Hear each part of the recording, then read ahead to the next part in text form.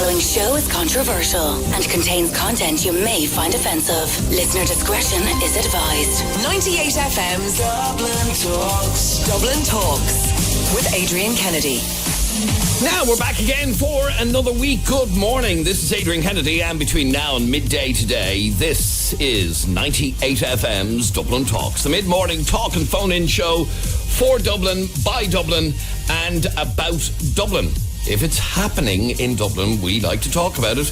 And if you want to get in contact with us for anything you'd like us to talk about, you can send us an email to dublintalks@98fm.com. dublintalks@98fm.com.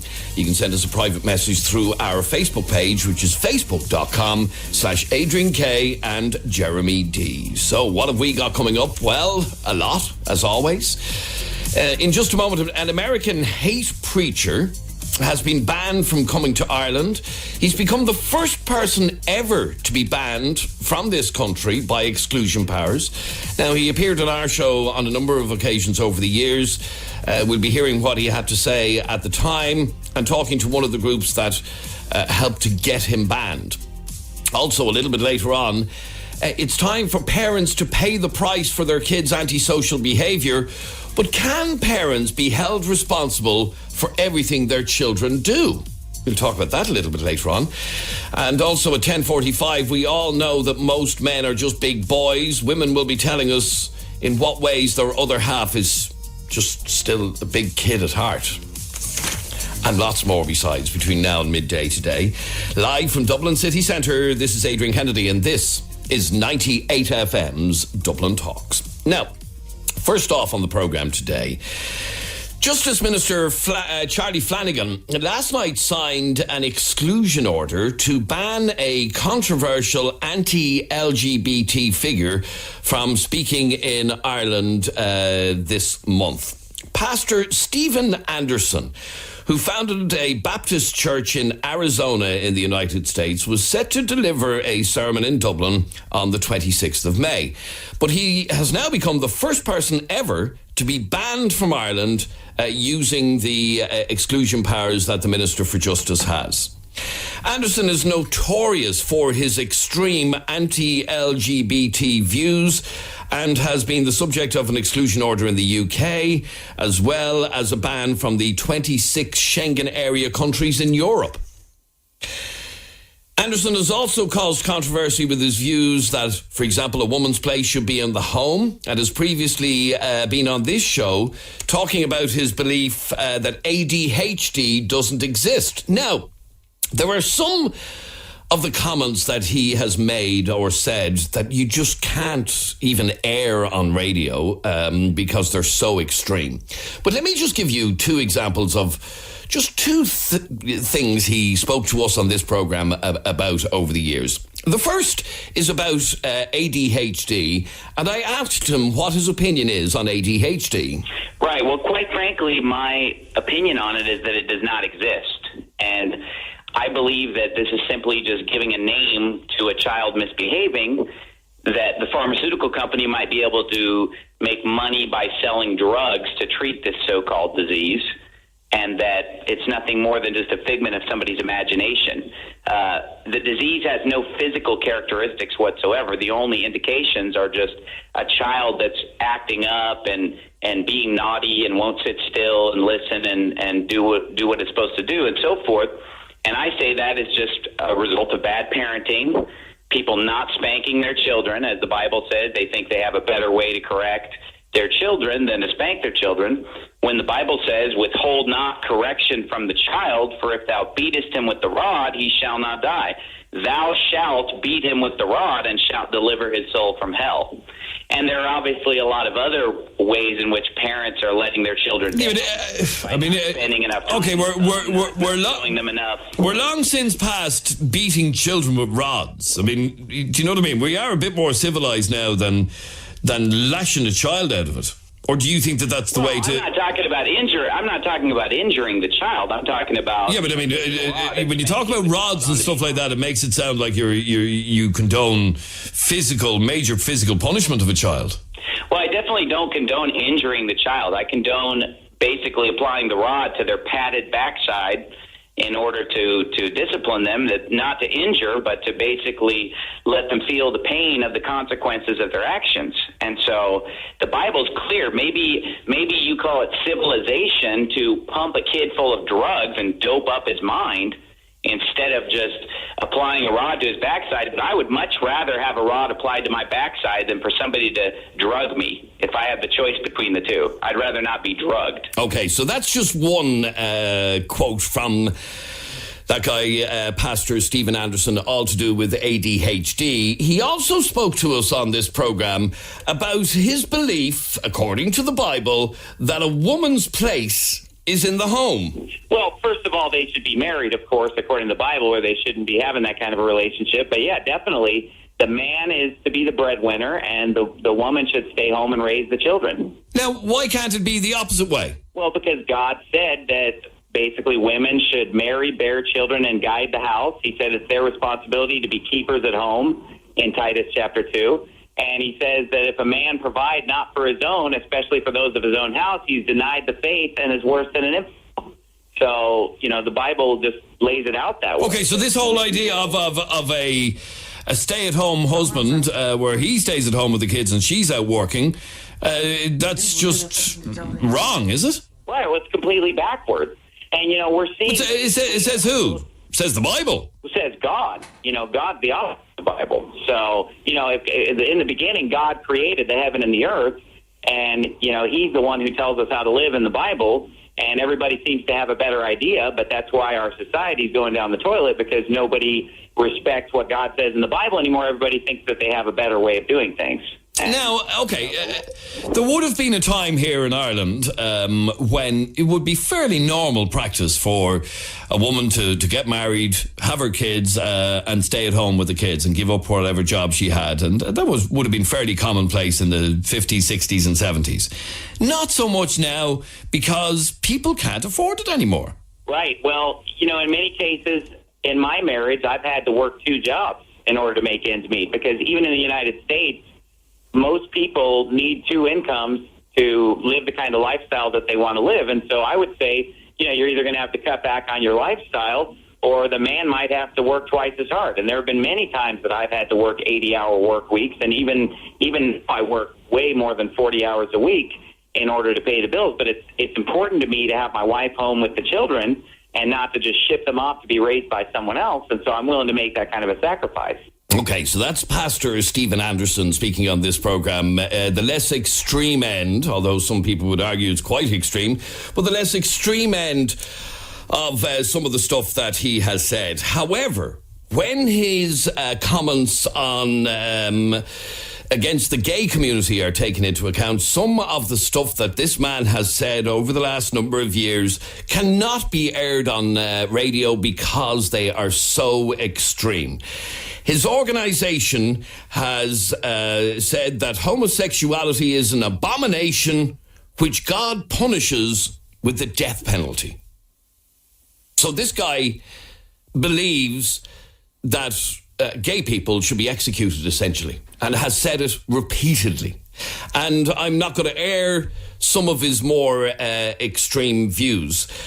But as a result of his horrible anti-gay preaching, he has now been banned from entering Ireland by the Minister for Justice, Charlie Flanagan. So the minister has, for the very first time, actually, this has never happened before, where somebody has been banned from the country.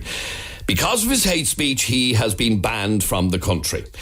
And this was on foot of a number of petitions that were put up online, urging the Minister for Justice to do exactly this. And one of the organisations that mounted a campaign is the organisation Changing Attitudes Ireland. And Scott Golden, who's the chairperson of Changing Attitudes Ireland, joins me on the line.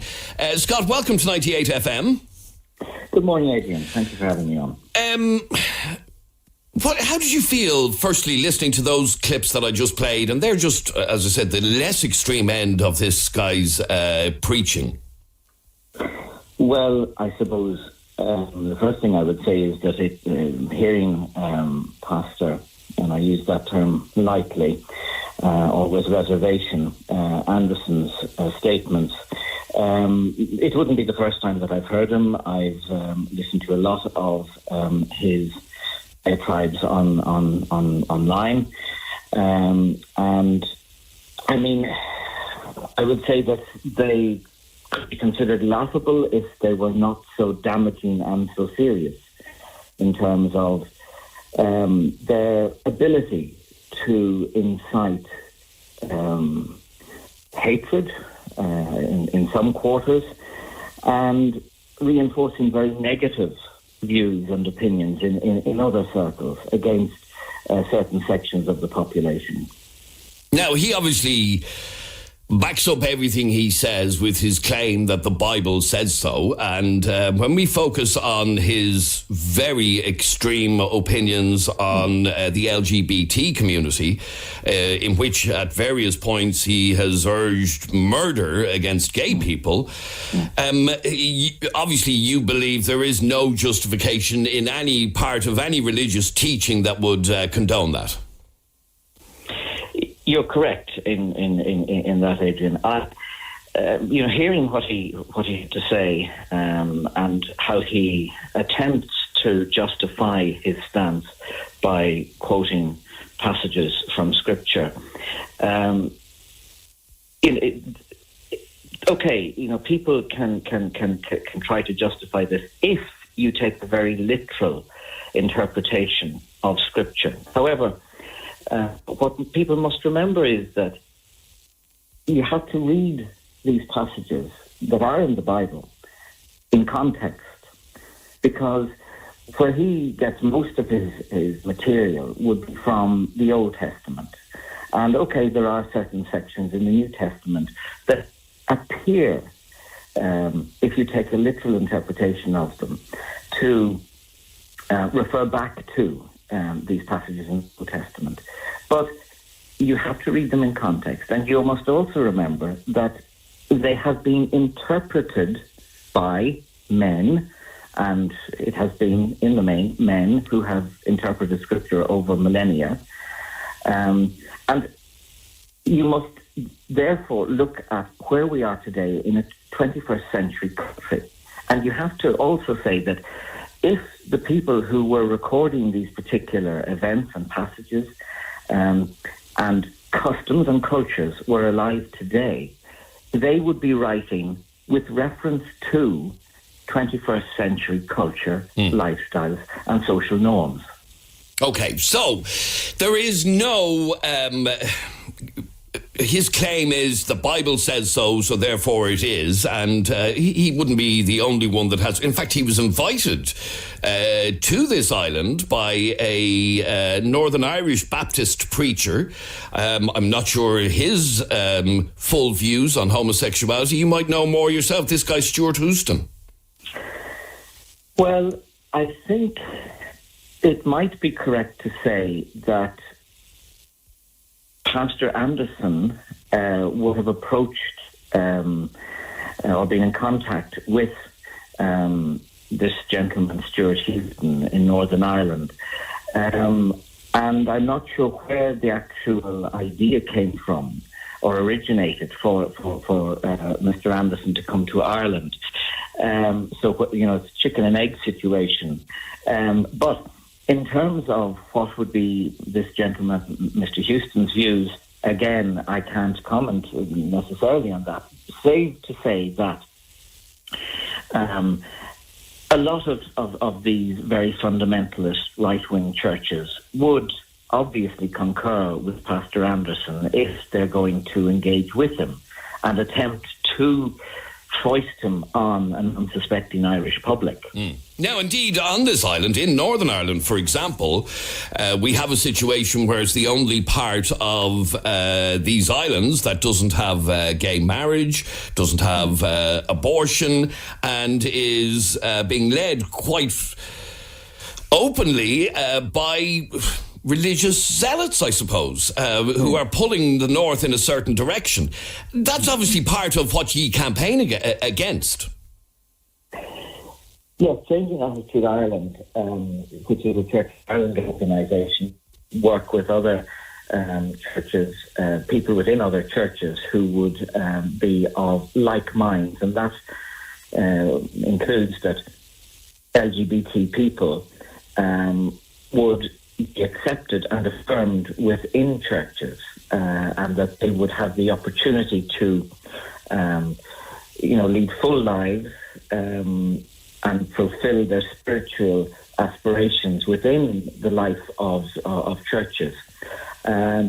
We would obviously advocate that in Northern Ireland there should be access to marriage, both for LGBT people, that they should have the ability or the opportunity to marry, to live full lives within their churches, within their various denominations, that they should have access to marriage within the churches, because there is nothing within Scripture that prohibits same-sex couples from marrying.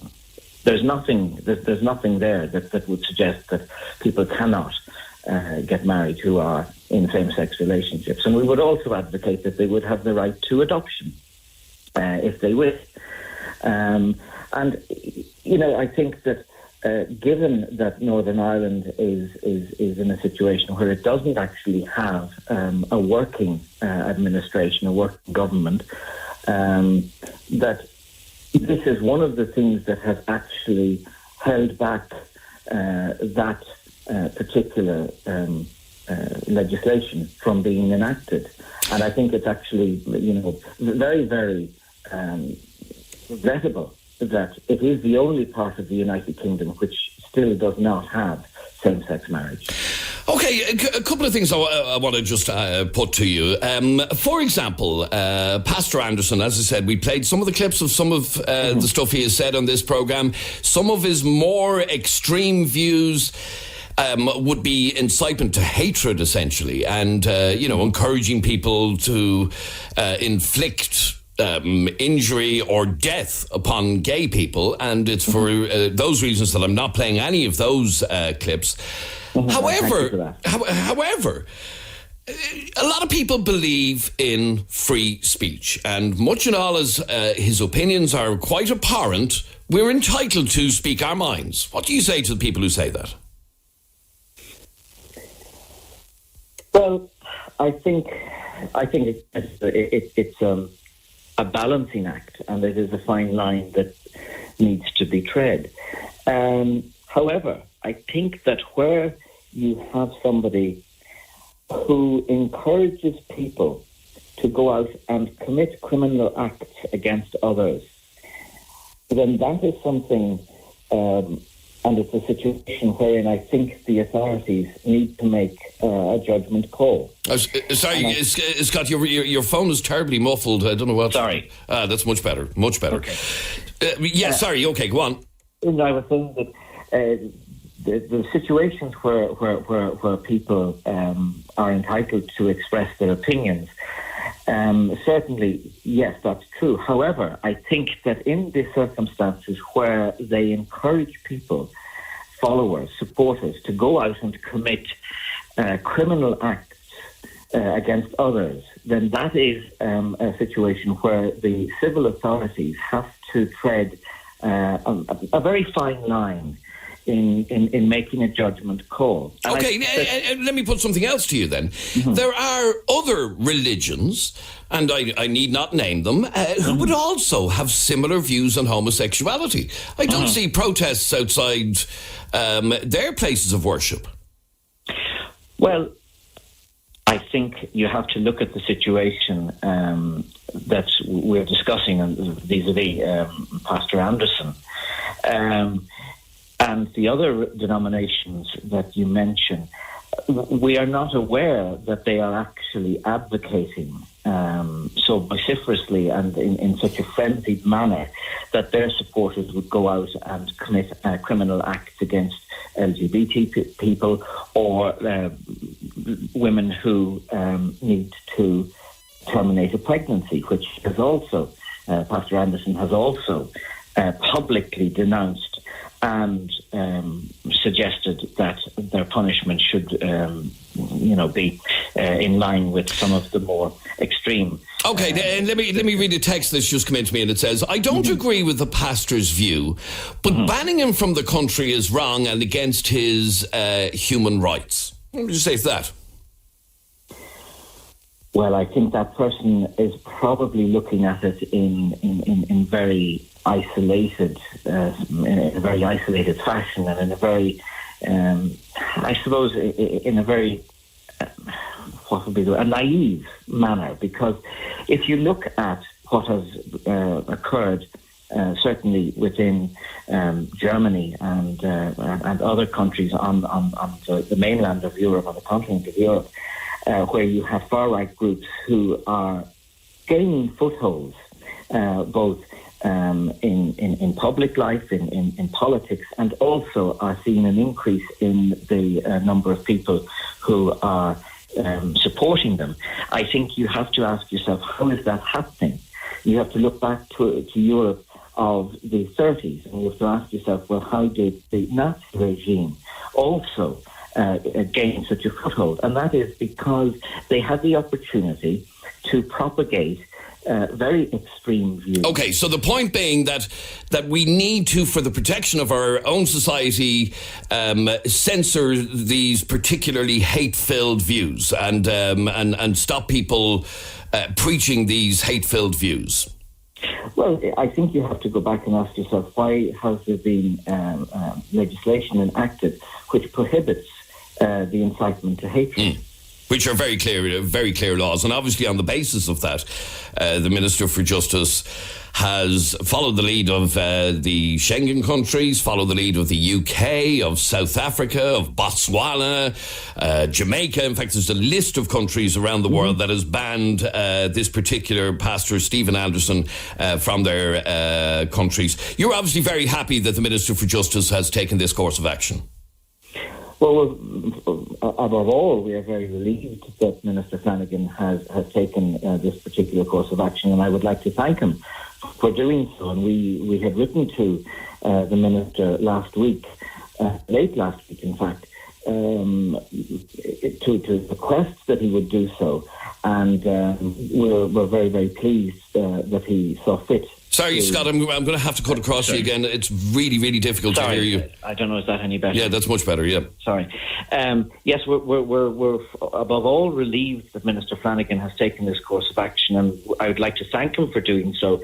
We contacted him last week. I wrote to him and requested that he would look at this and consider banning Pastor Anderson from coming to the country, and I'm very relieved and grateful that he has seen fit to do so.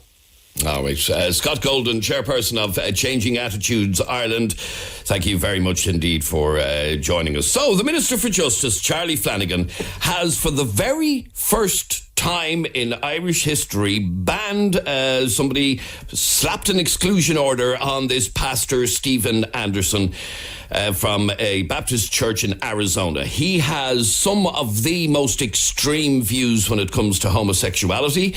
He has extreme views on all sorts of subjects like abortion, like ADHD, and stuff that we've talked about on the programme before. He believes a woman's place is in the home. He has spoken in the past about how his wife is permanently pregnant and will just keep spitting out babies. But anyway, the fact is, the minister has banned him, has slapped an exclusion order on him. He cannot visit this country. Now, just during the break, I want to run a very quick Dublin Talks text poll. Do you support this decision by Minister Flanagan to ban this guy, Stephen Anderson? I want you to text yes or no to 0877 98 98 98. 0877 98 98 98. Do you support the decision by the Minister for Justice to ban Stephen Anderson from Ireland? Text the word yes or no to 0877 98 98 98. 98FM's Dublin Talks with Des Kelly Interiors. For all the latest trends in carpets, vinyls and wood flooring. Des Kelly Interiors, where quality flooring costs less. Talks, 98 FM. And this is Adrian Kennedy with you until midday today. We're in the middle of a conversation, and we'll keep it brief enough, about the decision by the Minister for Justice, Charlie Flanagan, for the very first time to issue an exclusion order, which basically has banned the American pastor Stephen Anderson from entering Ireland. Now, he's not just banned from this country, he's banned from the UK, he's banned from the 26 Schengen area countries, he's banned from loads of countries because of his extreme views where it comes to homosexuality. And in particular, I mean, he talked a couple of years ago about how we could wipe out AIDS overnight by executing gay people. I mean, seriously. And this is the point, that it's one thing to have an opinion on homosexuality. It's quite another to be urging gay people to be killed. I mean, that's just the simple beginning and end of it. And I know we can talk about freedom of speech and all of that, but you have to draw a line somewhere, don't you?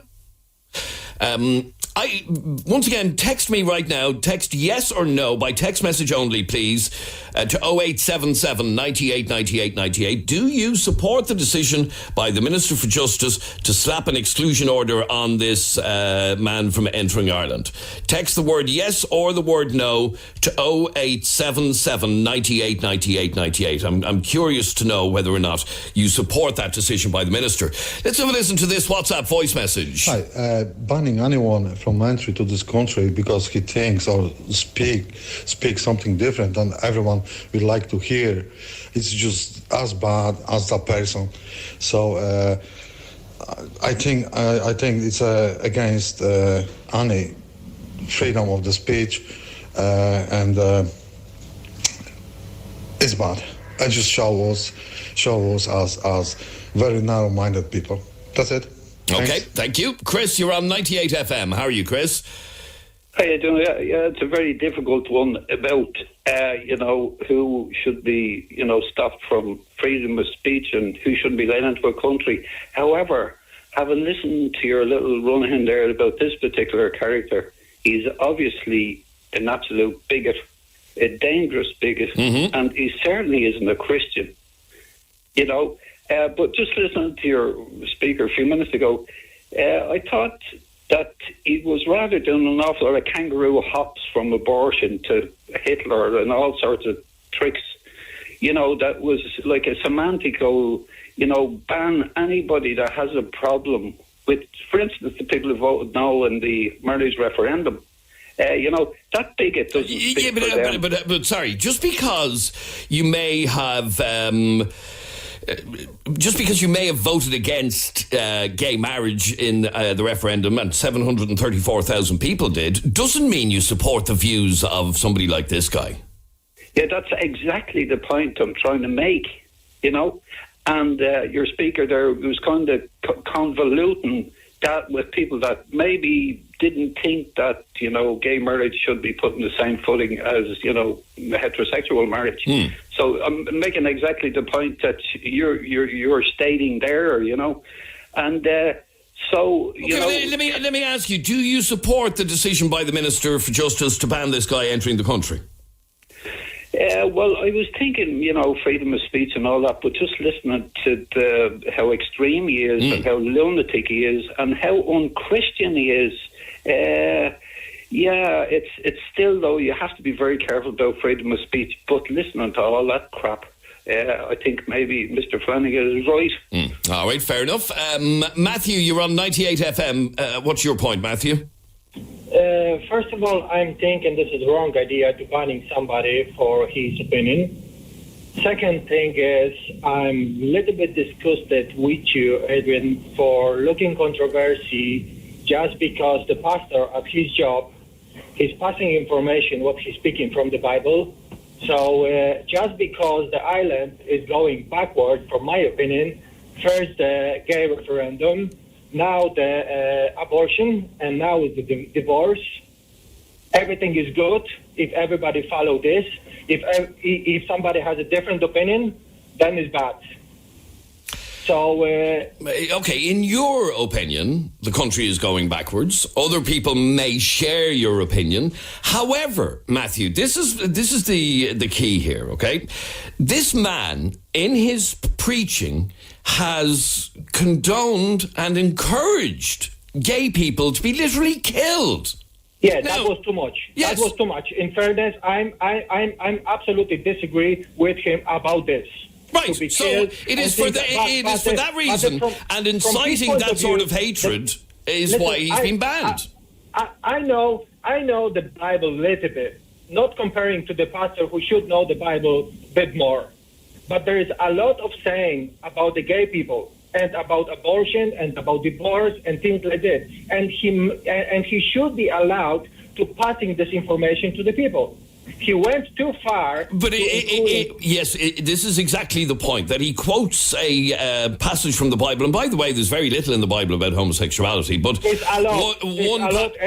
one section that this man continuously quotes is from Leviticus, from the Old Testament, and it talks about man lying with man and all of that, and it being an abomination and whatever. But he takes that to the nth degree and encourages the murder of gay people. That is just wrong, and we can't allow somebody into this country who's going to encourage that. So going this direction, we're eventually gonna ban every single person who have a different point of view of different things. Just because the Ireland is agree with the abortion, is agreeing now with the divorce, we're probably gonna have a divorce left, right, and center. And we have a gay referendum passed. So eventually, every single person who will think different way will be banned. So I don't agree that somebody will be banned for having an opinion, but people are being banned for having such extreme views that condone the murder of gay people. That's where you have to draw the line. You have to put a full stop at a certain point. And that's obviously why the minister has slapped this exclusion order on this guy. Pauline, you're on 98 FM. How are you, Pauline? Hello, Adrian. Good, Pauline. What did you want to say?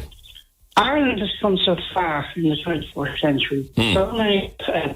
Sorry, Pauline, I'm going to have to get the lads to ring you back because your mobile is really, really bad. I'll get them to ring you straight back. Michael, you're on 98 FM. Hi, Michael. Hey, doing, Adrian? Michael, you don't support this ban? No, I don't support the ban. Why not? Banning people from this country. Well, we should at least listen to him. You know what I mean? And then we can explain. Let him explain himself, and then we'd know who the idiots are. But you just have to go on to YouTube to have him explain himself. Do you know what I mean? You don't need him in the country. I know, but you'd like to bring him in and then show him that like all his views are wrong but nothing. I've watched this fellow over the years, and nothing will persuade him that his opinion is completely abhorrent. Nothing, absolutely nothing. He listens to nobody. Then we just have to laugh at him, bring him in, and just make a mockery of him.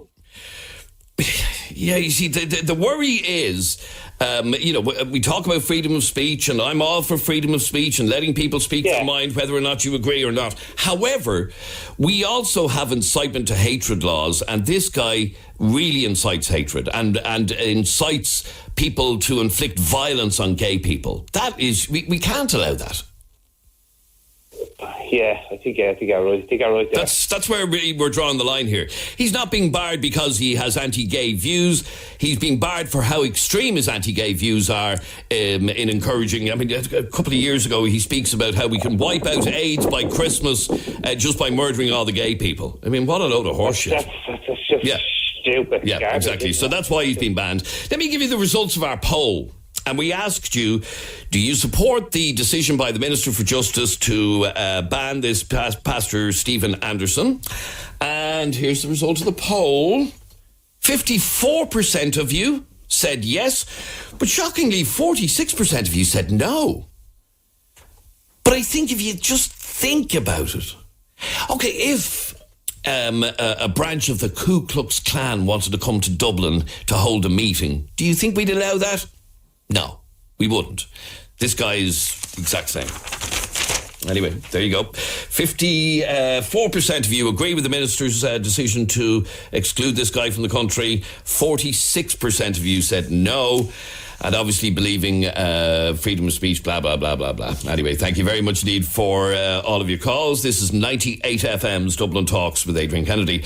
After the break, holding parents responsible for the behaviour of their teenagers. 98 FM's Dublin Talks with Des Kelly Interiors. For all the latest trends in carpets, vinyls and wood flooring. Des Kelly Interiors, where quality flooring costs less. 98 FM. And this is Adrian Kennedy. I want to have a conversation about antisocial behaviour, and I think everyone can agree that we have a big problem with antisocial behaviour here in Dublin, especially involving teenagers. Every week there's a different story. Teenagers attack fire crews with rocks. Teenage gang terrorises Dublin housing estate with stolen cars. Teenage gangs beat up teenager in park. And this is every day, nearly. We hear different stories. But the question is, who is responsible for the behaviour of these wild, uncontrollable teens who have no respect for law and order? Does the blame lie with their parents? Can a parent know what their teen is doing 24/7? If a 16-year-old is going around beating up people and smashing bus shelters, is it because of bad parenting? Well, one Irish politician certainly thinks so. Fianna Fáil's Willie O'D said parents whose children run riot, tormenting neighbours by engaging in antisocial behaviour, should face fines or have social welfare payments cut to tackle the issue. Willie O'D said parents must take responsibility for children, making life a misery for communities around the country. He went on to say, some parents are allowing their children to behave in such a way that they are out of control. They should take some responsibility for that. They should be penalised in some shape or form, either through fines or having their social welfare stopped. So, if your teenager is involved in antisocial behaviour, as thousands of them are in Dublin alone, let alone the rest of the country, should the parents be held responsible? Should the parents be fined? Should they lose their social welfare payments if they're getting any? I'd love to hear from you on this. On 6797 981, you can text or WhatsApp the programme 0877 98 98 98. You can also send a WhatsApp voice message to that same number, 0877 98 98 98. Let me go to Marta. You're on 98 FM. Marta's in Finglas. How are you, Marta? How are you, Andy? Now, you were originally from Poland. Yes. And you say that that's always been the way in Poland, that parents are held responsible.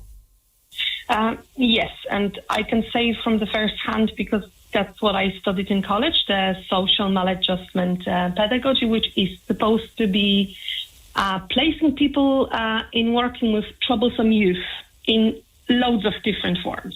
Okay, in prevention so if a teenager is misbehaving, is involved in antisocial behaviour, and the list of things that qualifies antisocial behaviour is as long as your arm, what happens to the parents if that teenager is caught? So if they are caught, it is decided what kind of a crime or how bad against the law the teenager went. So if it is in the books, in the law books, like that this kind of a law was broken, and then it depends on the age of the teenager. But if it's serious enough, they can be actually tried in the court as grown-ups. If it's a murder, for instance. Right, okay. Or if it's a rape. Okay.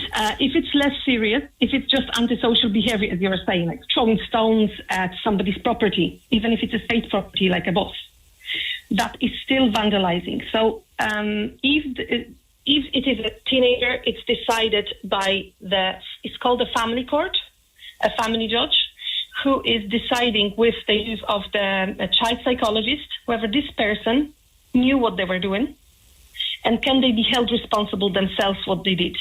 If they can, they stand in front of the family court, which is not just an ordinary court, which actually takes under consideration that this is not a grown-up person, their psychological, shape and everything. And then they can't put them into prison unless it's really, really serious and they, I think, over 16 or over 17. but they have a choice of things. So what they can do, they can put the parole officer and give it to the person, but also to the family. Because if the person gets a parole officer, it means the family is not functional. And the parole officer comes to that person, to that family, and checks whether the family is able to manage that teenager. They come on the regular basis. It can happen that the teenager has to show up to the police station every so often to show that they are there. And so the parole officer checks if that person actually is continuing their education, is actually not up to anything else that's no good, that is not demoralized further on. And if parole officer is satisfied, then it may be that when the person turns 18. If the parole officer is not satisfied, thinks the parents are not doing their job properly, the teenager keeps getting more demoralized, they can actually put them into the institution. Will be either detention school or detention house or even actually juvenile. Okay, but let me ask you then, do you believe that parents should be fined or have their social welfare payments cut if their children are involved in antisocial behaviour? Well, I think there should be, as you were saying earlier, there should be some form of penalization. I'm not saying that, let's say if the property is damaged, then definitely, yes, parents should pay up for that if the child cannot pay for that. Because it doesn't happen overnight that the child is an angel and then they become like a criminal who's throwing stones at people at fire brigade, or who's actually beating people up to death, or riding on the scramble bike with no respect for safety or anything else. It doesn't happen overnight. So it means the parents were not there for them, or it happens. Children are different. There are children who are very hard to manage. Yes, parents should be held more accountable. I'd love to hear from you. 6797 981 is our telephone number. Sarah's in Ringsend. You're on 98FM, Sarah. How are you? Hiya, Adrian. How's it going? Good, thanks. Your point on this is if parents raise their kids properly, there'd be no need for fines. Yeah, 100%. Like, if you let your kid run wild, then they're not going to behave like animals. You know what I mean? Like, okay, yeah, but my family came from strict. Like, we were brought up correctly, and none of us turned out like animals. Do you know what I mean? Like, we didn't carry on the way that we did because we knew better. Okay, but a lot of the problem with teenagers is they get led. Apparently, there's nothing to do. There's nothing to do and all that. Or they get in with the wrong crowd, or whatever. Look, my brother tried to get in with the wrong crowd, and me parents put a stop to it. Put a stop to it. You're the adults, they're your kids. Put an end to it. How? It's really that simple. How? Yeah. Keep them in the house and don't let them out. Keep them in the house, and if they don't like that, tell them to get out. Find somewhere else to live. It's really that simple. I don't know why people make such a big deal out over things like this, like with their kids, like, oh, they're in with the wrong crowd. Stop them being with the wrong crowd. Take their phones away from them. The problem is nowadays that they've all got phones that are like worth more than a month's rent and can all arrange to go out and, sneak out of the houses to drink and stuff. Put an end to it.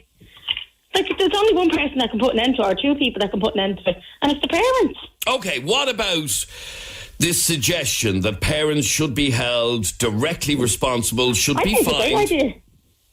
Sorry? I think it's a great idea. I think it's actually a really, really great idea. Because it might actually stop these people. Like I'm not saying everybody's on welfare, though. Like, that kind of way. Not No, obviously. Everybody is on welfare, but or higher the taxes, or either higher the taxes, dock their social welfare, 100%. Okay, how can you be sure, Sarah? How can you be sure, Sarah, that your children won't get into trouble? Because I'll raise them the same way that I was raised. You raise them the same way that you've been raised? Yeah, 100%. What if they 100%. don't listen to you? What if they ignore you? Then they can get out of my house and go live with their dad, or they can go live with somebody else. It's as simple as that. They don't follow the rules. Like, I ground my kids. Like for instance, my son said a swear word this morning. He's 12 and he knows better. I'm not messing with you. He said it more. He got three warnings and he's grounded now for the day. Do something about it before parents need to be stricter. Parents, I'm looking at all my friends. If necessary, you're saying that they should be hit in the pocket if their kids continue to be involved in antisocial behaviour. You can't jail them. Do you know what I mean? But yeah, 100%, because they will put an end to that. Lose their children's allowance, lose their social welfare. They should be punished. Allowance. I would say do something to the children's allowance, because at the end of the day, that's supposed to be for the children. So Yeah, like, I mean, as far as I'm aware, if your kids don't go to school, your children's allowance get docked. So why not? If your kids are acting like animals and breaking other people's property, somebody has to be held responsible for it. All right, stay there for 1 second, Sarah. 6797 981 is our telephone number. You can text or WhatsApp the programme 0877 98 98 98. So, Sarah, let me just put this one point to you. You can't know where your children are and what your children are doing, particularly when they're teenagers 24/7. But you can, though, if you don't actually give them the freedom. Teenagers are given too much freedom. They are. Like these teenage discos and stuff like that are actually in nightclubs now. Like, that's crazy. Like, that in itself is just stupid. Carry on. They're giving way too much freedom. Yeah, see, I just wonder. You can't lock teenagers in their bedroom. There was a disco. Come here. There was a disco up on Dollier Street there over the midterm break, and my two kids, I've got a 12-year-old and a 10-year-old, and the two of them, we were at the bus stop, and the two of them commented, and I'm not kidding with you, the two of them commented, and they couldn't believe the way the kids were dressed. And these are kids, literally, like, only a couple of years older than them. And they were like, Mom, would you let us dress like that? And I said, no, not a hope in hell. I said, would you want to dress like that? No, you'd kill us. So you teach them from an early age. Like, it's not rocket science. It's really not rocket science. Teach your kids from an early age, and they won't go around behaving like animals. Too much freedom is given to them. That's my, like, 100%. Okay, stay there for 1 second, Sarah. 6797 981. You can text or WhatsApp the programme 0877 98 98 98. Danielle is in Balbriggan. You're on 98 FM, Danielle. How are you? Hi, how are you doing? Good, thank you. What did you want to say on this? Yeah, I just totally agree with that last caller that if they're your kids, it's the parents' responsibility, and the parents should be held accountable for it. Simple as. And does that include like payments? Do parents get fined? Do they have their children's allowance cut? Well, yeah, if it's an ongoing occurrence, obviously not if it's a once or twice off thing, no, but if it happens on a regular basis, well then yeah, it should, because somebody has to be held accountable, especially if they're causing damage or vandalising other people's property or stuff.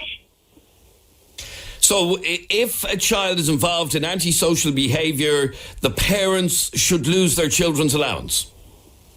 If, like, they vandalise something or something needs to be replaced, or, well then yeah, it should. Yeah, you see, because they have to learn somehow. Is that the way to get the parents' attention, that they need to start looking after their children? Well, yeah, because parents are letting their kids just run riot on the streets, and like I see it here, but breaking the kids are out 10, 11 o'clock causing havoc. You know, and the kids should be in the houses, but okay, especially on a school night. Sarah makes it sound so simple. You just discipline them properly. You can't lock a teenager in their bedroom. I was born and reared in Tala, and I tell you, like, me and my brothers never brought an ounce of trouble to my parents' door because we had fear of our parents, because we knew we'd get disciplined. You know, kids don't have that fear anymore because they're just not disciplined anymore. They walk all over their parents. And then they walk all over society when they're outside the door. Yeah, exactly, because they know there's going to be no trouble once they get home. Okay, so it's about time then that we started punishing the parents for not having enough control over their children. Yeah, like people, like especially the gangs and the stuff around the towns, and people saying, oh, we should have more guards on the street, we should have more. It's not the guards' responsibility to look after your kids. It's your own responsibility. You had them. How bad are things in Balbriggan? Settling down a little bit now, but we did go through a rough patch, and there's still gangs walking around, and there's still antisocial behaviour, but it's everywhere. It's not just Balbriggan. But it can't fall on the guards, or it can't fall on other people. It has to fall on the parents. All right, do me a favour, stay on the line there for 1 second, Danielle, if you can, please. I'd love to hear from you on 6797 981. You can text or WhatsApp the programme 0877 98 98 98. 0877 98 98 98. Should parents be fined and penalised if their children are involved in antisocial behaviour? We're back in a second. 98 Live and exclusive to Dublin's 98FM, Monday through Friday between 10 and midday. This is Adrian Kennedy. You're with 98FM's Dublin Talks. And Trish is here with Monday's top headlines. Thanks, Adrian. The Dublin-Cork train line has been labelled a drug trafficking corridor by the NBRU. The National Bus and Rail Union has repeated its call for a dedicated transport police to tackle antisocial behaviour. Lewis says it's reported kids as young as 9 getting into trouble on its trams. Thousands of homes will be built in a new South Dublin town, and Bord Pleanála has approved plans for 8,400 homes in Clonburris, an area that runs from north of Clondalkin to Adamstown. 3 primary and 3 secondary schools will be built in phases, along with houses and apartments. It comes as the latest draft report shows only 2,700 homes were available to rent on May 1st, the lowest level in 13 years. Average rents now stand at an all-time high of €1,366 nationally. And the Jeremy Kyle show has been pulled off air today after a guest died suddenly after filming. ITV bosses say that the episode in which they featured won't be screened and that filming and broadcasting of the show has been suspended indefinitely. And now you're up to date on 98. Thanks very much indeed, Trish. This is Adrian Kennedy. We're in the middle of a conversation all to do with whether or not parents should or could be held responsible for the behaviour of their teenagers. Fianna Fáil's Willie O'D has basically said parents must take responsibility for children making life a misery for communities around the country. He said some parents are allowing their children to behave in such a way that they're out of control. They should take some responsibility. They should be penalised in some shape or form, either through fines or having their social welfare stopped. Now, a lot of you are actually saying that the way to do that is no children's allowance. Good luck to you. You're not getting it anymore until you control your little brats. Joanne, you feel very strongly about this. I do, Adrian, and you know, it's something I've always said. In fact, I was speaking to my local councillor over my shopping centre on Saturday, and I actually brought that up with them because we were talking about the way things are at the moment. But no, I totally agree. I mean, if they can afford to sit in the pub all day on the dole, well, they can surely afford a fine. Or if they're working. But they're not all in the pub all day, every day. Well, you don't live where I live. Anyway, no, they're out of hand. They do what they like. They've no respect. They've no respect for the guards. I don't blame the guards. I feel sorry for them because if they're brought to court, nothing happens. You know, they're too young. If they are brought to court. So you obviously believe that the way to deal with this is to penalise the parents in order to force them to do something about their kids? Definitely. If it hits them in the pocket and they haven't got their money for their beer or their cigarettes or whatever else, be quick enough chastising their children then. Okay, let's have a listen just on that same point to this WhatsApp voice message. Hey Adrian, I guarantee you they start hitting the parents' pockets. They'll know where they are and what they're doing every time, regarding locking them up. Or I guarantee you take the money out of their pockets, they'll know exactly where their children are at all times. And that's exactly the point you're making, Joanne, that they will soon learn to find out what their kids are up to and where they are if they start being hit in the pocket. Of course they will. Because it's gone beyond it now, Adrian. I mean, I've been listening to Joe Duffy all week about different things that have been happening around the country. It's unbelievable. It's just unbelievable. I mean, it's getting worse. And they talk about, they've nothing to do. They've loads to do. If they're interested in joining a club, there's plenty of clubs for them. And then they go and burn down. There was a football club, I think it was up in Bray there a few weeks ago. Around that area was burned a port cabin that the kids changed in. You know, they're not interested in doing anything, just vandalising anything that's there.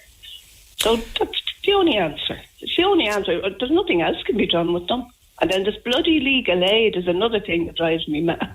Right, that's a conversation for another day. That's another conversation, exactly. One strike, and if you need legal aid second time, you pay for it yourself.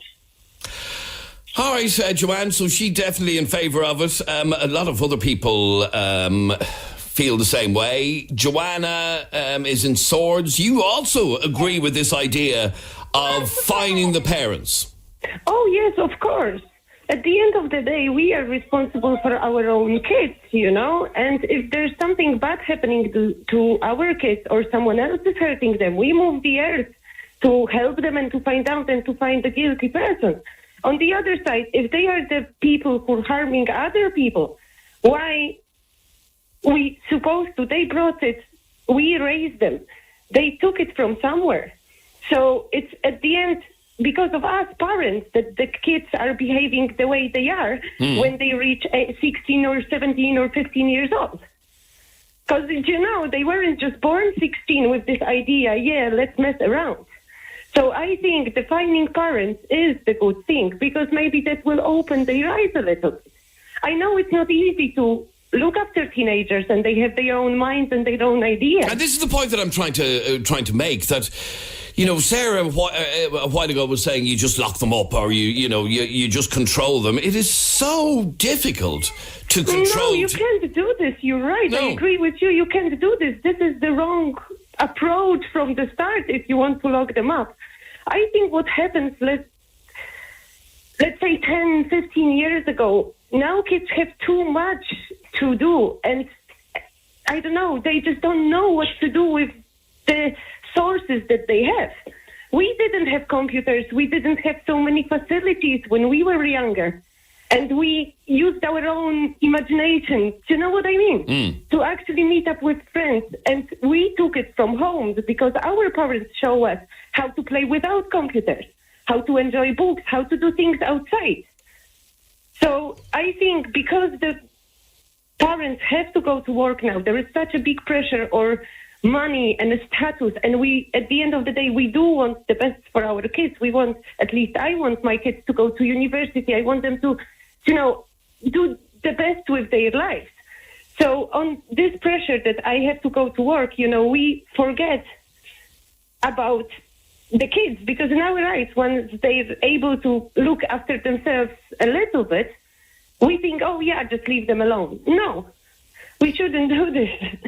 We should all right, so the only way to... and show them activities appropriate to their age and help them develop, emotionally and mentally, not only in front of the computers and the games.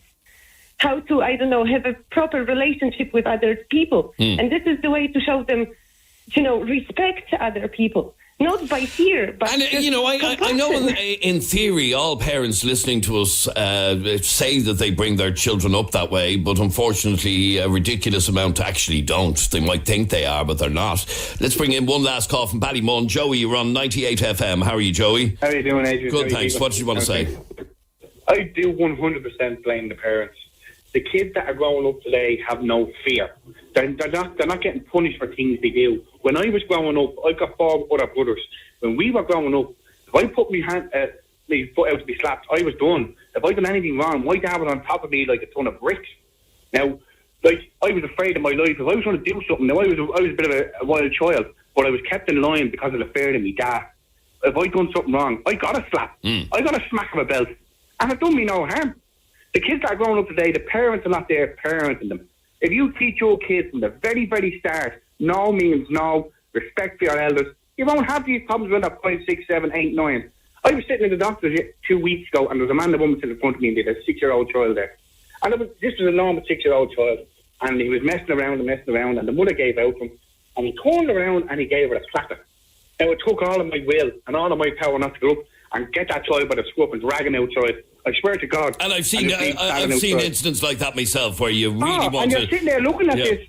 My kids, I've got 4 kids, 19, 18, 14, and coming up on 9. And they will not even swear in front of me and their mother. That's respect, Adrian. Because they know. That's respect. I never hit any of my kids. They don't need to. Do you support the idea of fining parents or having their children's allowance cut off or whatever? 100%, because I'll tell you now, the minute that children's allowance goes from 200 quid down to 50 quid, because little fucking Joey was, Joey was playing up there, and he's going to smash the window now, and I'm down 150 quid this month, I can guarantee you that mother will be out watching little Joey next month.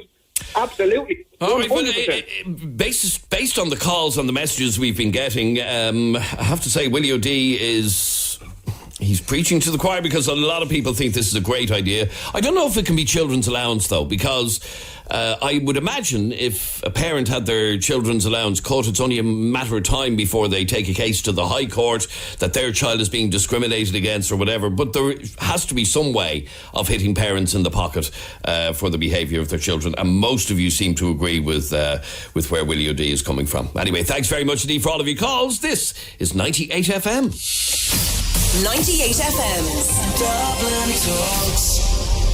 Now, Jeremy joins me in the studio to, for something completely different. What was your man's name that never grew up? What was his name? Peter Pan, wasn't Peter it? Pan, yeah. Peter Pan never grew up. And most men listening to the show now are probably like Peter Pan. Or are they? That's the thing. Why do you ask? Because we're going to be talking about ways in which your other half still behaves like a child. Now, Adrian has... A woman tweeted over the weekend, and her tweet basically sparked off a whole barrage of women taking to Twitter to talk about how their man, the man in their life, their other half, hasn't grown up. Well, here's what Megan said. Does anyone else have a man-child as a fiancé? Is that an official word, man-child? Apparently, yeah, okay. man-child as a fiancé. Mine is 32 and still acts like a child. At the moment, he is out in the front yard on his skateboard doing jumps over ramps while wearing his Converse. Sorry, what age is this man? 32. And he's on a skateboard? Correct. Doing jumps? Doing jumps. At his front yard? At 32. Wearing Converse shoes? Yeah. And like we said, it started a whole online debate about whether or not you live with a man boy. In other words, in what way has your other half... And actually, it can be the other way around as well. I don't think... Women aren't immature, though. Well, let's find out. In what way has your other half not grown up? Okay, I'll give you an example. It's something that wrecks my missus' head. And she says it's something a 2-year-old does. I always forget to put down the toilet seat after I've gone to the toilet. Always. I leave it up. And it does her head in. And she says it's the behaviour of a 2-year-old. Why don't you put the toilet seat down? I always forget. Have you not got one that automatically goes down? No, I don't. We have. Do you? Yeah. How posh is that? It's not posh. No, it just has a spring in it. Oh. It goes back down. Yeah. Anyway, she thinks I'm a child because I never put down the toilet seat. In what way is your other half still a child? Like out on a skateboard at 32, seriously doing jumps? You know me, and the listeners know me quite well as well, and would know that I am a big child. But I would draw the line at a skateboard. I worry when I see grown men on skateboards. That puzzles me. And there's a skateboard park around the corner from our house, as you know, Adrian, yeah? And if you go to the skateboard park beside my house most evenings, it's like men in their 30s on skateboards doing flips. And I'm like, okay, you need to grow up. Now, my wife, I asked her about this over the weekend, and I said, in what way am I a man-child? And she explained to me, she said, there's 2 things, Jeremy, that you do that worry me. They send shivers down my spine when I see you behaving this way. And the first is, she said, my dress sense. She says, I dress like a 19... You do. Would you let me finish? She says, I dress like a 19-year-old who's just met a girl on Tinder. That's what she says about me. She says, I need to stop shopping in places like Hollister and H&M. I'm wearing trainers and skinny jeans. She said, I'm in my 40s now, but I don't want to wear jackets with patches on the arms. I don't want to wear... Where's them? You do. I don't want to wear slacks. No patches on my arms. I don't want to wear trousers that are pleated in the front. Nobody wears them anymore. I think they probably do. They don't. There's a couple of people in here who really? Pleated trousers? Okay. Yeah. So she says, yes, that I need to start dressing like a man. But the other thing that she always pulls me up over, that I enjoy doing, and I'm sorry if it comes across as childish and weird, I love blowing bubbles. I'm sorry. The other day... Sorry, you get a thrill out of blowing bubbles. Friday, my young fella's mad into bubbles, and on Friday... Yeah, he's 4. Yeah, and he wasn't even home when this happened. On Friday... I arrived home from work, and my young fella had left his... he has one of those bubble guns. So you dip the gun into bubbles and then you fire it and bubbles come out. And he left it in the porchway of the house. And I arrived home on Friday, and it was a nice old evening. And I went out and I started firing bubbles around the avenue out of the gun. And my missus came out of the door. Jeremy, what are you doing? Losing Luke's bubble gun. Why? Grow up. Well, she said it was a bit more colourful what she said than that. But she said grow up. She told me to grow the up. Yeah, grow the F up. All right, we would like to hear from you on 6797 981. You can text or WhatsApp the programme 0877 98 98 98. 0877 98 98 98. In what way has your other half still not grown up? And is there one grown man, well there obviously is, but is there one grown man listening to this radio show at the moment, now I mean over the age of 25, who uses a skateboard? Somebody just texted in, Des texted in to say, a mate of mine still goes on a skateboard and he's 42. I know, seriously, you do your back in on a skateboard at 42 years of age. Okay, text or WhatsApp 0877 98 98 98. In what way has your other half still not grown up? I'd love to hear from you. We're back in a sec. 98FM's Dublin Talks with Des Kelly Interiors. For all the latest trends in carpets, vinyls and wood flooring. Des Kelly Interiors, where quality flooring costs less. 98FM. In what way has your other half still not grown up? Text or WhatsApp us right now on 0877 98 98 98. Like, we got this WhatsApp message, Jeremy, and it says, lads, could ye please explain to me what makes you a grown-up? I play video games, build Lego, love cartoons and wear Converse runners. What she means is men still know how to have crack as we get older. We don't have to turn into dry shites. It's about acting your age, isn't it? It's about not doing childish stuff anymore. Yeah, basically. Yeah, but to that person, if you saw me blowing bubbles on my avenue on my own, a grown man walking up and down the avenue on my own blowing bubbles, you'd probably ring the police and have me arrested. I think it's a bit suspect, all right. So we want you to text or WhatsApp us right now on 0877 98 98 98. In what way has your other half still not grown up? In other words, what's that little thing they do that is just it's just so childish? It really is, like blowing bubbles. Here's a message we just got in. Hang on there for 1 second. Oh yeah, here it is. There are so many ways my husband is like a child. However, one story is he was eating a sweet, which he then decided he didn't like. He took it out of his mouth and handed it to me to throw it in the bin. Ah, that's so cute. Like the way a 2-year-old would. I let a roar out of him and he tried to pass it off as if he was only messing. But he wasn't only messing. That's what us men do. Oh no, I wasn't being serious. He actually was being serious by, here, there's the sweet, I don't like it. Ree, you're on 98FM. How are you? Yeah, good. Yeah. Now, Ree, we're talking about ways in which people haven't grown up. You are 45 and you skateboard. Yeah, that's correct. Okay, Jeremy, over to you. I'm proud of it, you know. So 45? 45, yeah. 45, yeah. Now, have you had a knee and hip replacement yet, or are you okay? No, not yet. They're a bit dodgy when it's cold, but, you know. And where do you skateboard?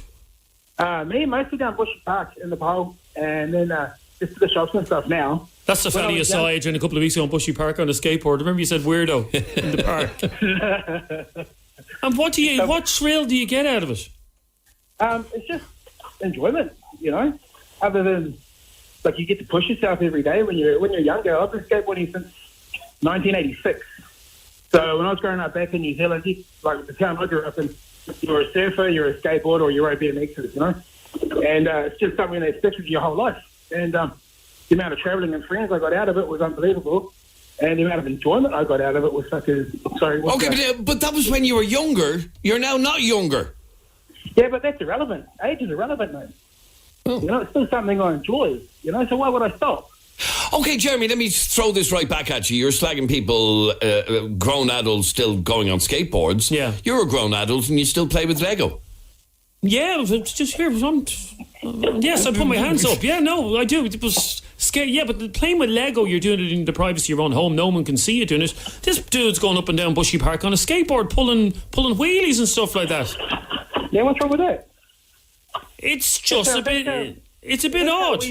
That's how we get our enjoyment. We're not trying to remain a teenager. We still enjoy what we do, And a lot of people don't realise that most older skateboarders have been doing it since they were teenagers, and it's something they really enjoy.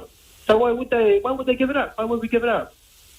You know. And do you have kids? Do you have kids? I do have a son. Yeah, a teenage son.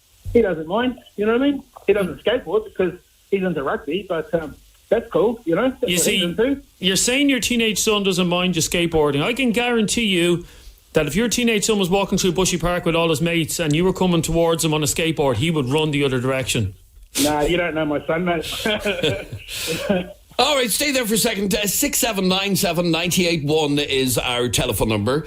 You can text or WhatsApp 0877 98 98 98. The question we're asking is very simple. In what way has your other half still not grown up?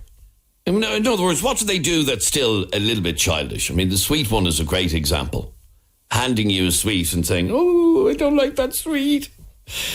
Here's one here. Did you see this one? My boyfriend is 31. So 31, you should be growing up, shouldn't you? Trying to get a mortgage at this stage. And is Pokemon obsessed. He has the game on his phone and plays it from the time he gets home to most time or till late in the evening. I was even forced to go and see the new Pokemon movie in the cinema yesterday, Detective Pikachu, because they were giving out Pokemon cards and he wanted to go so he could get an extra Pokemon card. We have a 6-year-old and she loves it too, so it's nice that they share it together, but you know it's bad when he arranges to meet people in the evening to swap Pokemon cards. So this fella is 31 years of age and he's meeting people in the evening time, Adrian, to swap Pokemon cards. I don't even know what that means. Well, you don't know what Pokemon cards are? No, that's after my time. I was growing up at the time. Why do you swap Pokemon cards? Because you're a kid. Okay. And you collect them and whatever. But at 31, it seems a little bit hairy now to be still into Pokemon. So Pokemon was obviously a thing when he was younger, but he hasn't let it go. You need to grow up. This is the whole point of the conversation. In what way has your other half not grown up? Text or WhatsApp me right now on 0877 98 98 98. In what way has your other half still not grown up? Now, Dave... Yo. You still play video games? I do, and I read comic books, and I watch cartoons, and I wear Converse runners. And never had a buzz getting a skateboard, though. And what age are you? 31. The only issue I have there, out of all is the that things you're not playing mentioned, with Pokemon cards. Well, no, that thing. No, the only issue I have that I find... Hey, I wish I still had my Pokemon cards, because a lot of them shits are worth a lot of money nowadays. No, the whole... Sorry, Dave, to burst your bubble here. The whole adults collecting comic books is very, very weird. I was in this. There's a shop in town called Forbidden Planet, and I was in it there last weekend. I know it, yeah. And it's a great shop. It sells action figures and all that, Adrian. It wouldn't be your cup of tea. Yeah. But downstairs in Forbidden Planet is a whole section all about comic books. And if you walk into the shop, you will see people Dave's age, Adrian, in their 40s and even older, getting excited about a Superman comic book. Yeah. It's a comic. Yeah, Superman Action Comics, issue 1000, yeah. Adrian, have you ever read Superman comics? When I was a kid. You know, if you had an original Action Comics #1, 75 years old, do you know how much one that went up for auction recently? No, but you're going to tell us. Not recently, a couple of years ago. 3.4 million. Is that what you're trying to get? So this is there's a lot of money to be made in comic books. But the comic books are literature, just like books. If it wasn't for comic books, you wouldn't have your Avengers movies. But if you were sitting on... Jeremy, you enjoy Batman and Superman and stuff, don't you? Yeah, but I wouldn't read a comic. Yeah, well, the comic... well, you see, you should read the comics, because a lot of comic books out there are not for children. I'm telling you now, if you were sitting on the Lewis tomorrow, on and you whip out your comic, and you whip out a comic book, you'd be thrown off the thing. All right, let's have a listen to this WhatsApp voice message. My wife says I'm a big child, because when we're out driving in the car, we've got the kids in the car, and I fart, I say nothing, and I lock the electric windows.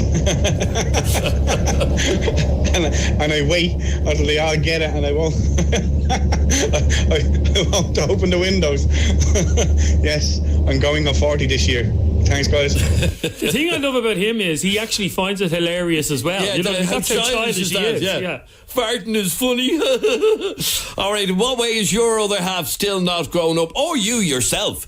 Text or WhatsApp 0877 98 98 98.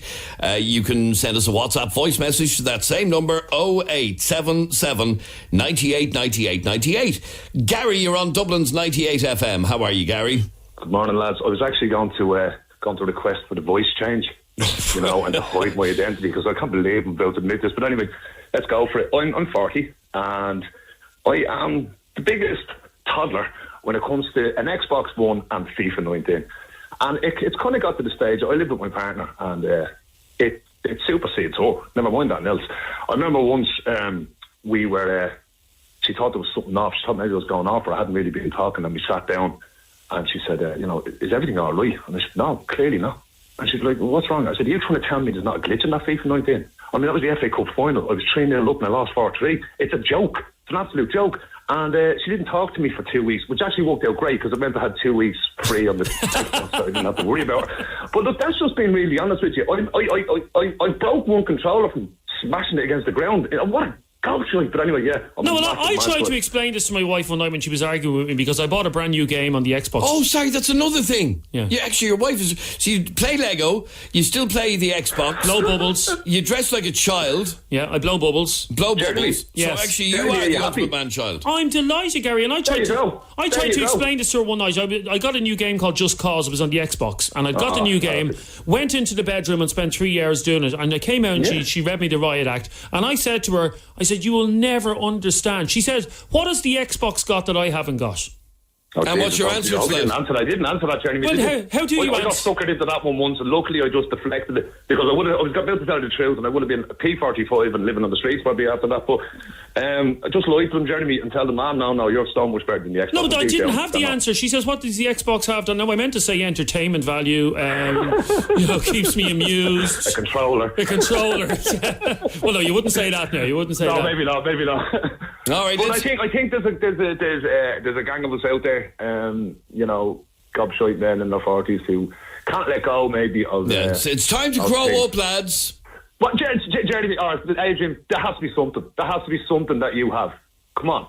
No, well, Barb, not putting down the toilet seat. No. Oh my God, you're such a child. I really am. I challenge you to a game of FIFA 19. I will beat you, because I'm great at it, but... obviously, you're playing it morning, noon and night.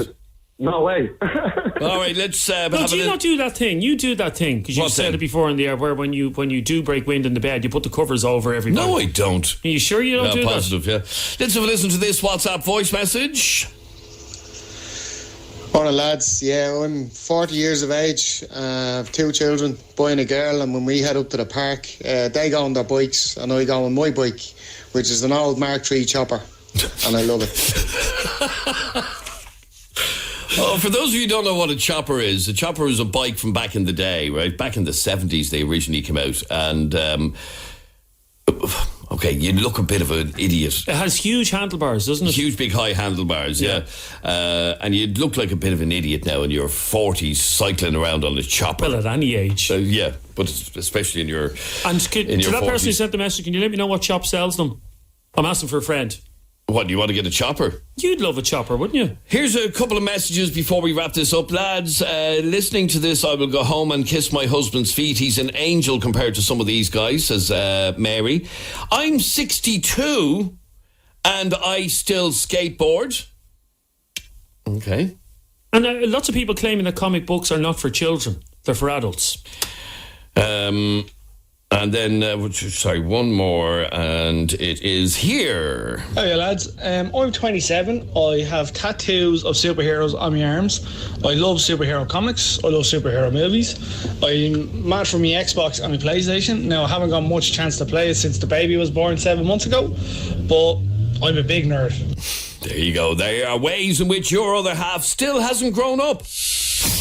98FM's Dublin Talks.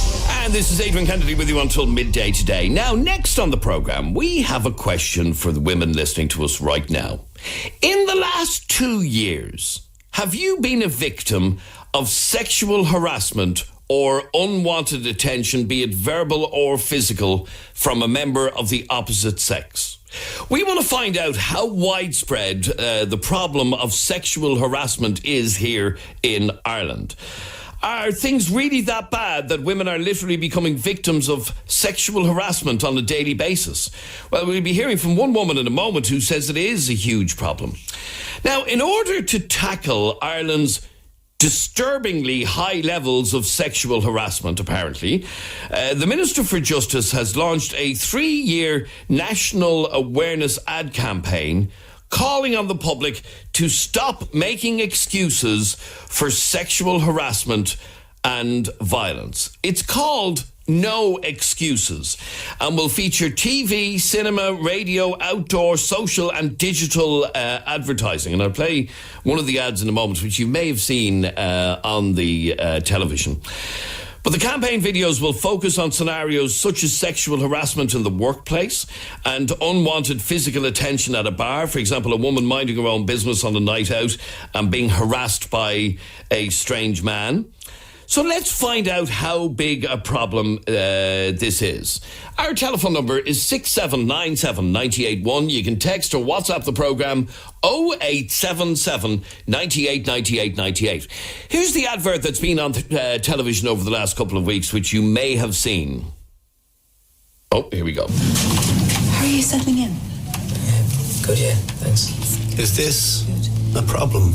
I get you a drink? No, I'm fine. Meg? No. Yeah, 2 drinks. No, honestly. How about this? Genuinely. Not gonna show with the lads, no? No. Or this? Why not? I don't want to. Are you hiding something from us? Okay, get up.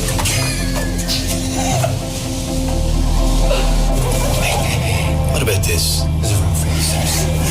We're not 16 anymore. Oh, come on. What's the problem? Do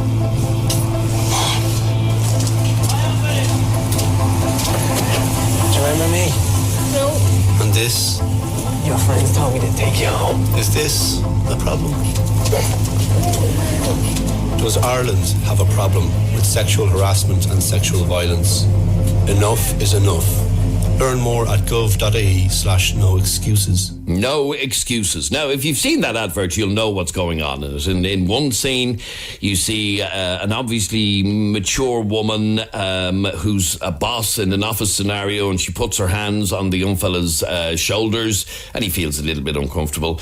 And there are other scenes about, in a club situation, where, a man is coming on to a woman, but it's seen as sexual harassment.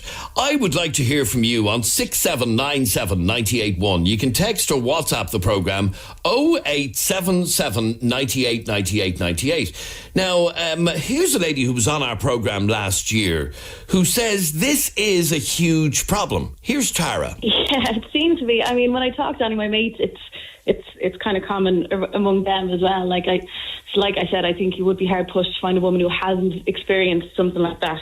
So give me an example of the sort of thing that might happen to you. Well, exactly that. Just you'd feel a hand on your arse, and then you'd turn around and there'd just be this guy that you don't know, and he's laughing, or a hand up the skirt, and you'd turn around, and it would just be like a joke. So it's like, obviously it's horrible, but it's even worse to say that it's so prevalent and kind of it's not unusual. And in terms of the blokes who do this, what could be done or should be done about them? It's a big question, because I think it's very hard to police or monitor. I mean, if you went up to a bouncer or something, they would just say, it would just be your word against his. The guy would be laughing, like, I didn't, what you talking about?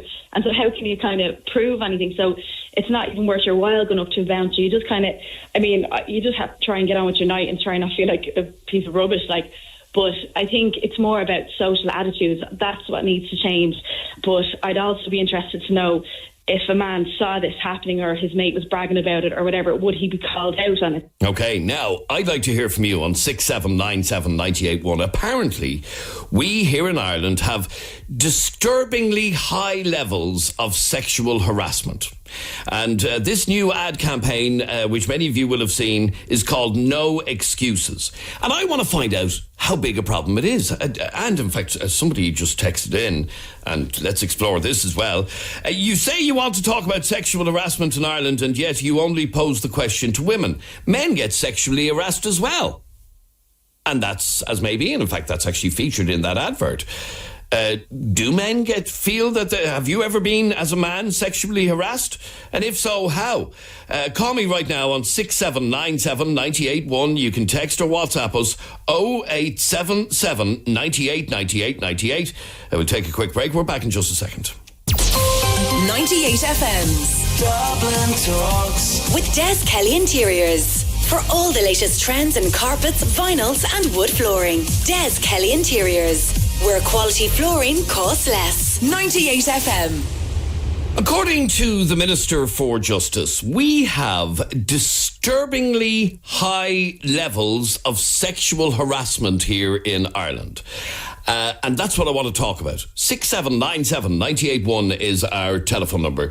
I want to find out if we do have disturbingly high levels of sexual harassment. And if so, in what way have you been sexually harassed? Because if we've disturbingly high levels of it, then many of you will have been affected. Call me right now on 6797 981. You can also text or WhatsApp 0877 98 98 98. Michael, you're on 98FM. How are you, Michael? Not too bad, Adrian. How's it going? Good, thanks, Michael. Michael, you see a lot of this on a night out.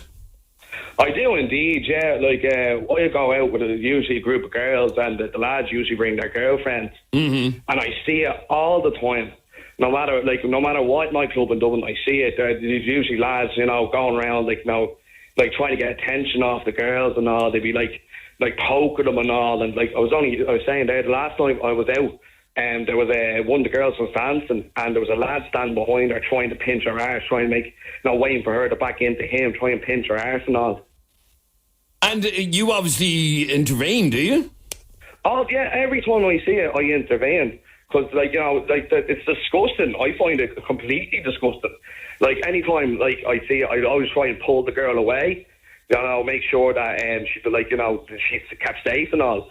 And, I do with the girls that I don't even know. I pull them away and be like, do you know that lad? Are you okay? And most of the time, they're like, no, oh, my God, thank you so much. You've been creeping on me all night. Thank you for getting me away from him. But it doesn't stop them. They just move on to the next girl and see who they can get with. Okay, well, actually, just on that point, stay with me for 1 second, because I want to run a very quick Dublin Talks text poll where I want to ask this simple question. Now, this applies to men and women, but probably more women than men. But here's the question I want to ask you, and I want you to just text the word yes or no. The Minister for Justice says we have disturbingly high levels of sexual harassment in Ireland.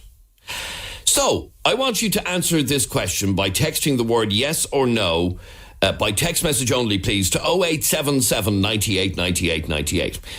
In the last year, have you been inappropriately touched or sexually harassed? In the last year, text yes or no to 0877 98 98 98. Because as I said, the Minister says we have disturbingly high levels of sexual harassment. Let's try and find out if he's right. So in the last year, have you been inappropriately touched by somebody or sexually harassed? Text yes or no to 0877 98 98 98. 0877 98 98 98.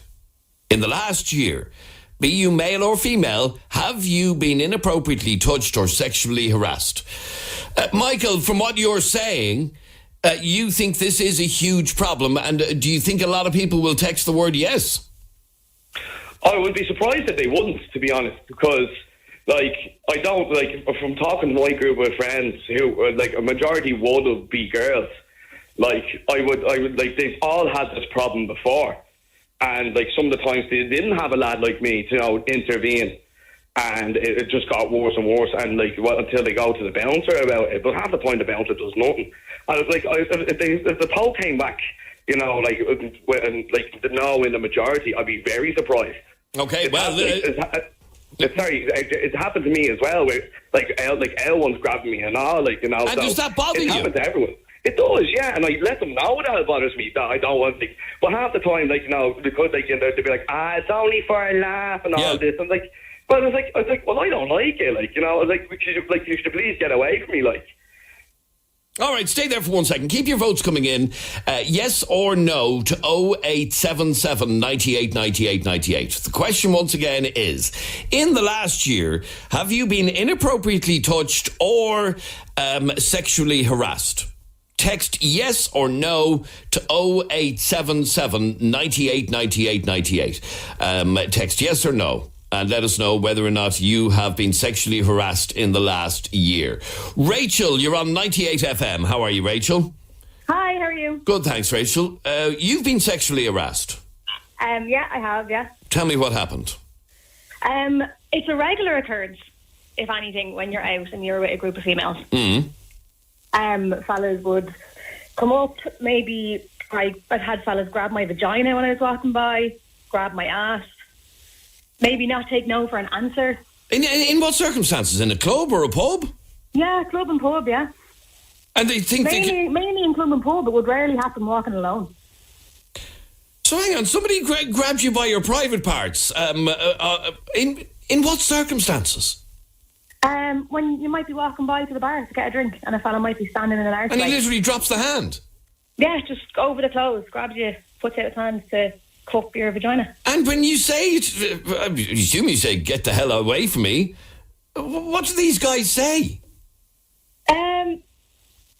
So me and my friends would usually, when we were younger, so I'm nearly 30 now, you gain a lot more confidence. When we were younger, we used to be intimidated and think, oh God, just get away from them, Whereas now, we go absolutely mad. Right, so you're well able to say it straight back to them, get your effing hands off me. Yeah, and we would make a huge fuss about it and make everyone know what they had done. So your point being that when you were younger, you would be a little bit more intimidated and wouldn't say a word? No, you'd just kind of scuttle off. You're afraid, like you're a small female and they're a large male. So I got a message a second ago and it says, I'm a university student and go out most weeks in Dublin. It's horrible how old men come to the nightclubs and stare at young girls, and men feel so entitled to touch your body. Is that how you feel? Oh my God, undeniably, yeah.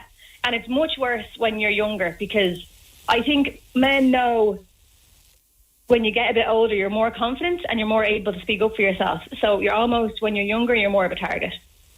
So the Minister for Justice says we have disturbingly high levels of sexual harassment. Would you agree with that? 100%. And all my friends would hands down agree with that, yeah. So we need an advertising campaign to let men in particular, but not only men, realise that this is not acceptable anymore. I think not only men, I think men and women. I think because we had such a Catholic ethos, maybe men were always taught to chase women and women were always taught to resist. And I think that may be a bit ingrained in our culture. Yeah, I agree. By sexually stunting women. Whereas I don't think a lot of the time men maybe realise the severity of their behaviour. They just think that's just the way it is. Whereas I think if we had more education around consent from all ages, I think that would educate people and decrease the problem. All right, let me read out this message. This is interesting, actually. I haven't been affected by this in Ireland. However, over the past several years, I've been living in Italy. And I can tell you for certain it happens in Italy all the time. And it's just taken as normality here. Fair play to Ireland, where issues like this are being brought up for people's attention. Okay, fair enough.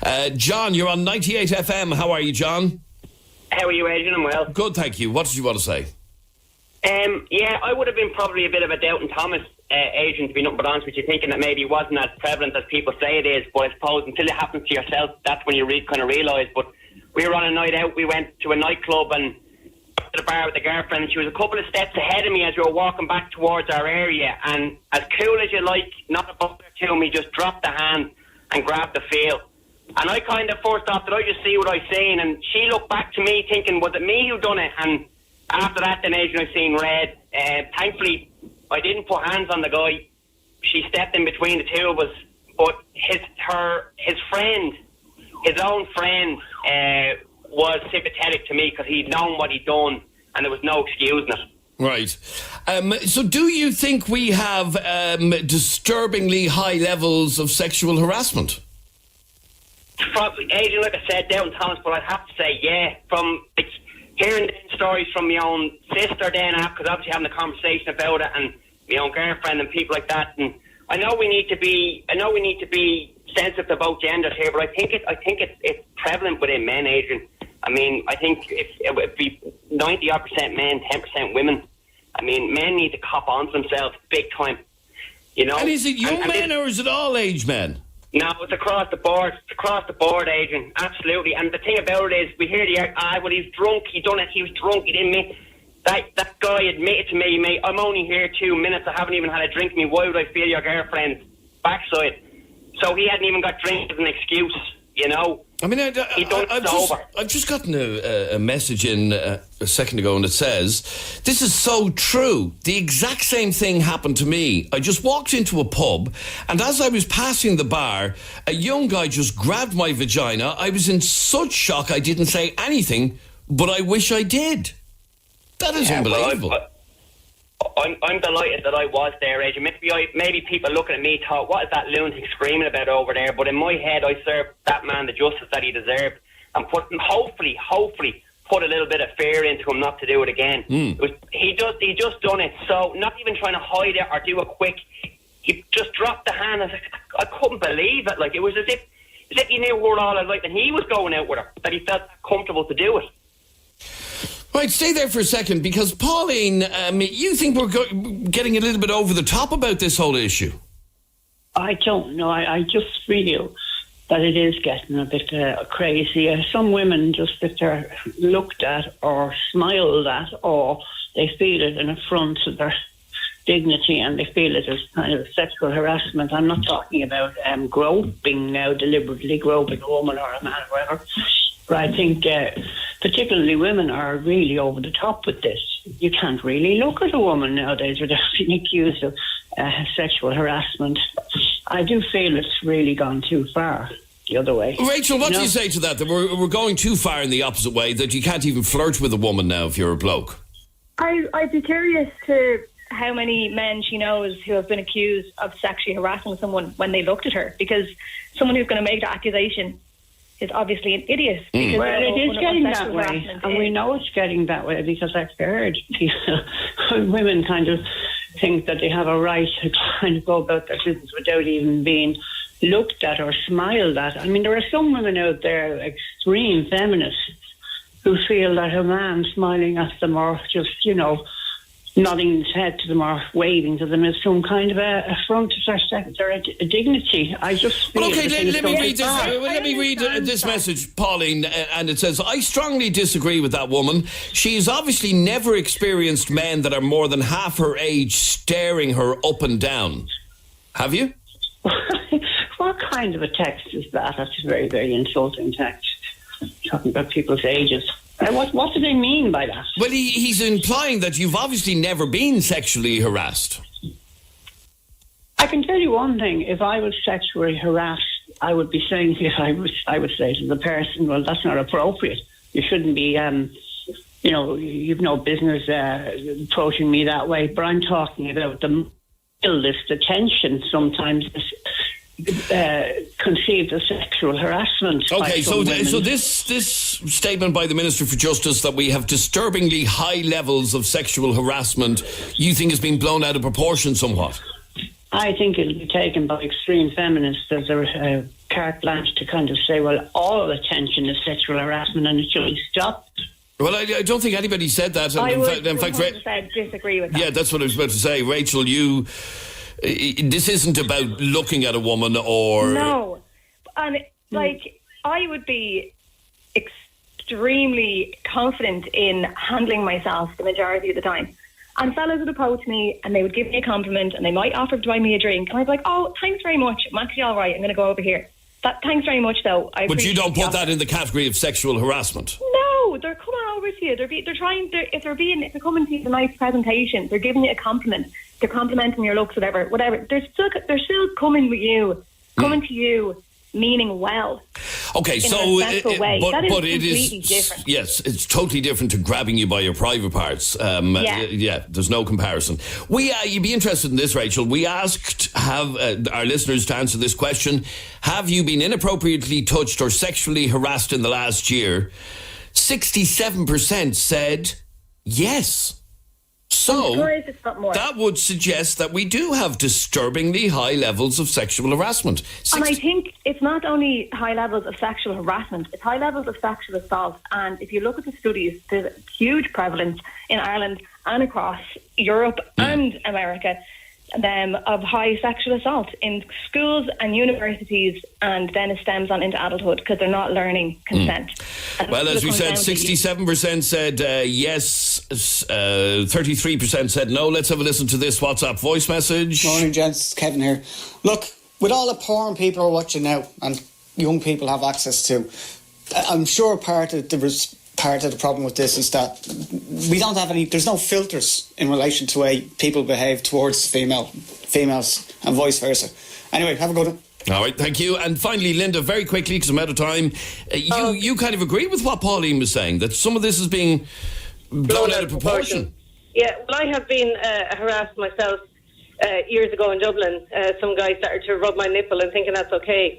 But I believe that they're kind of using this to attack men in recent Well, times. mind you, the advert on television does show the other way around as well, of a mature boss kind of feeling up to a young fella. So it does. And in fact, this message here says, I'm a lad and I worked in the city centre in a cinema during the time of the 50 Shades films. While working in the cinema bar, women constantly groped the young lads working and serving drinks. So it does happen the other way around. It does, but I think it's because of the porn. If we're kind of sexualising everything nowadays. I know they blame Christianity or whatever, but I think it's more to do with the lack of Christianity in society. There's no morals anymore. Okay. Everyone thinks they can do whatever they want. All right, and yeah, you would agree, but this ad is obviously aimed at making people realise you can't do this anymore. Anyway, thank you very much indeed. I'm sorry we don't have enough more time on that because there's a lot of reaction to that. We're way over time. We're back with you again tomorrow morning, 10 a.m. Barry Dunn is next. In the next hour, he's got some great music lined up like these. Crack the shutters open wide. I wanna bathe you in the light of day. Some sweet but a psycho, a little bit psycho. At night she's screaming. Give up your shit, one to the morning. Time is now. 98FM's Dublin Talks with Des Kelly Interiors. For all the latest trends in carpets, vinyls and wood flooring. Des Kelly Interiors, where quality flooring costs less. 98FM.